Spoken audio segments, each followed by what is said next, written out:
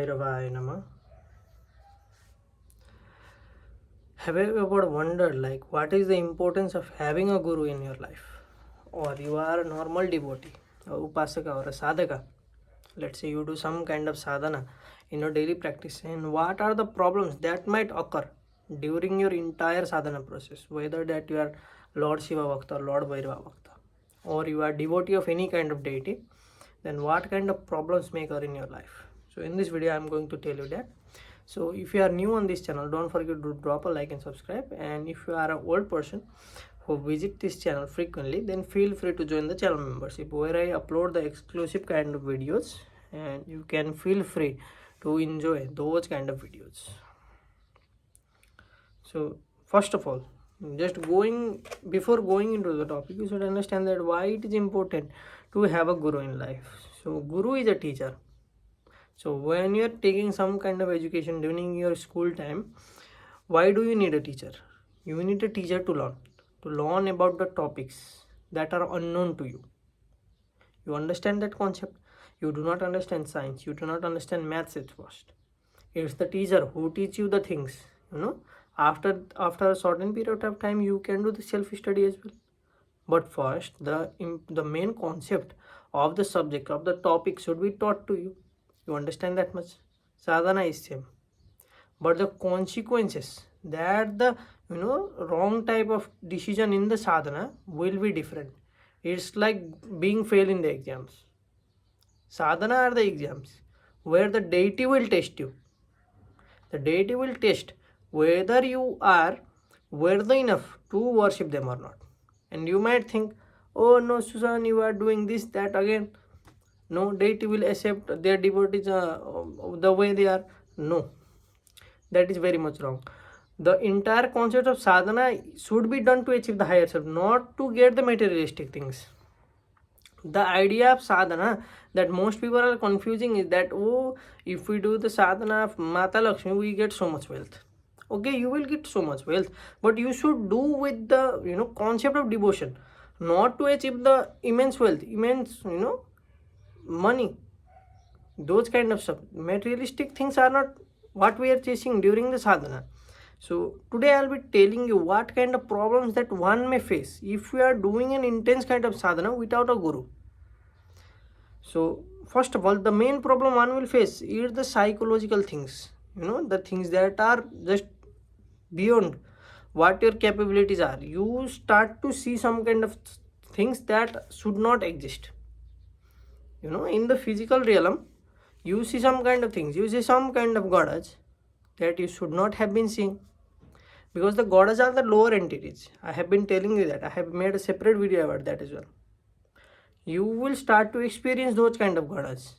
You will feel fear, because the main purpose of your sadhana should be to either to achieve the higher self, either you achieve the highest version of yourself, or achieve the deity.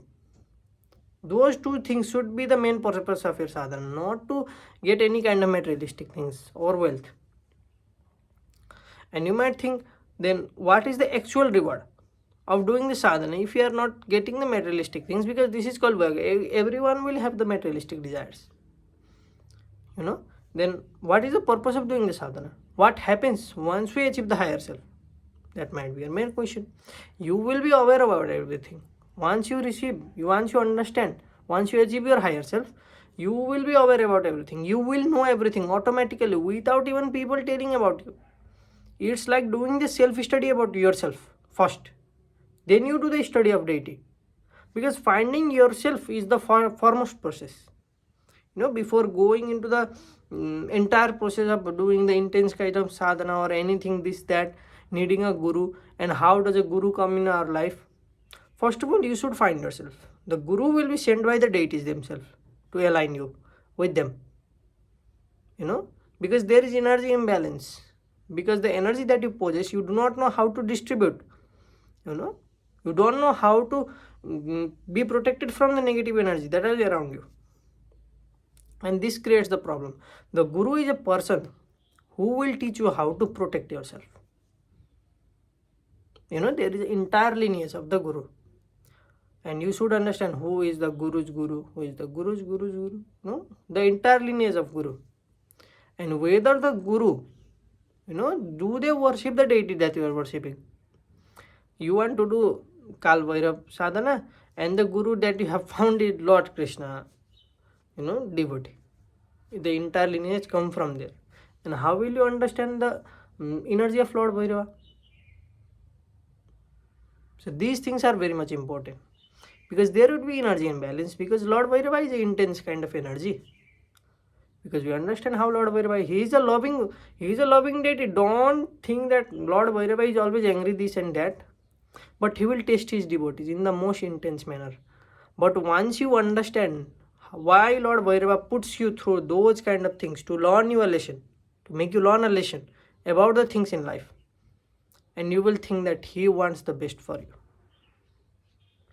and you will never doubt what he wants for you, because it is always good for you. Even those lessons that you learn from Lord Bhairava will help you in some way or other.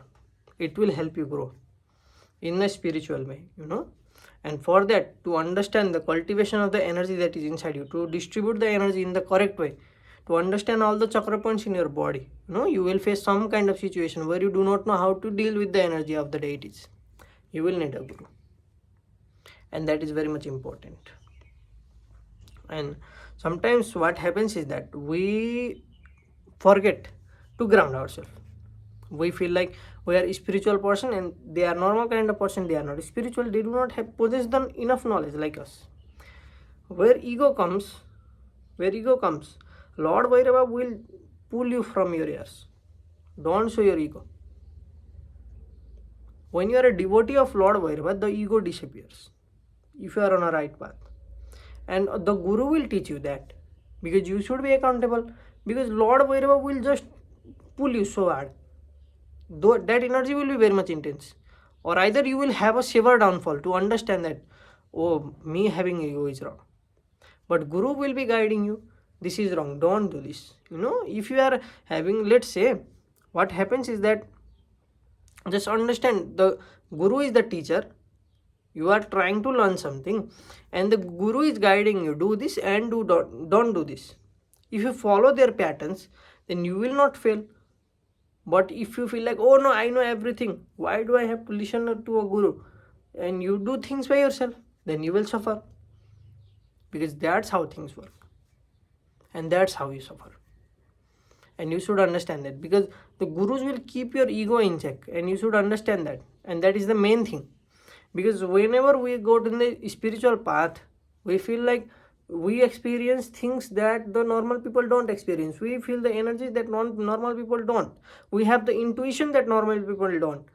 And I'm referencing normal people as the people who do not practice spirituality or any kind of, those kind of energies. They do not practice meditation. They do not, practice everything that we practice. So this also creates a change. The ego inside you, it will create a change. And plus, what happens is that the karma, that whenever you are a spiritual person, the karma works very much fast. I have told you in a different video where the karma accelerates for the people who are on a spiritual journey, because you are here to achieve the higher self. You are ready to achieve the higher self. For that, you have to learn some kind of lesson. Those lessons are the karmic lessons that you have to learn anyhow. There is like no escape. Because if you don't learn those kind of lessons, you won't be able to achieve the moksha until you have even a slightest bit of karma. You will not be able to get the moksha, because you will have to face everything first. You will have to be okay. You will have to accept every situation and be like, okay, I am okay with this. I am okay with this. Whether you are facing any kind of problem, it does not matter. You should face them, and it's very much fine. These karmic things that will trouble you so much, you will need a guru. And there is another question. So, can't we do the sadhana without a guru? That's also a main question. You can do the sadhana without a guru, but you cannot do the intense kind of sadhana without a guru. Because the guru gives the diksha of the mantras. That should be chanted very much correctly. You see so many mantras, so many things in the YouTube, and you see some Babaji saying something, some Babaji saying something, and the chanting of the mantra is very much important. And you get the mantra from the Siddha Gurus, because they have done the Siddhi of that mantra, and they will pass that mantra to you, and you will have to chant that mantra for X amount of time during the sadhana process, and you will also do the Siddha of that mantra. So that's how the entire process works, because the sadhana is all about achieving the deities and your higher self. It's like aligning your energies and the deities' energy, and experience their deities, their forms, their energies. Everything that you'll experience is different. And yes, you can do the sadhana of normal mantras like Nam mantras, Nam japa, everything. You can do that. But doing any kind of long type of mantra or Hrim, Shrim, Klim, these kind of, you see these kind of mantra and people chant without thinking any. But those things attract the negative gods very much easily. The intensity of the more intense your sadhana is, it is more likely to attract the goddess. The more intense your devotion is, it is more likely to attract the goddess. You even in simple Nam Japa mantras, when you do the sadhana of simple Nam Japas, you will face goddess in some day, and that is not inevitable. It will happen. It will happen anyhow. So you should understand that. So this much for today. If this video has helped you in any way, don't forget to drop a like and subscribe. And if you are waiting to find a guru, the guru will find you. You don't have to find the guru. The deities will send them. You just practice your spiritual practices and do not overthink about anything. The deities will send you someone, and you are on a right path. And Om Bhairava.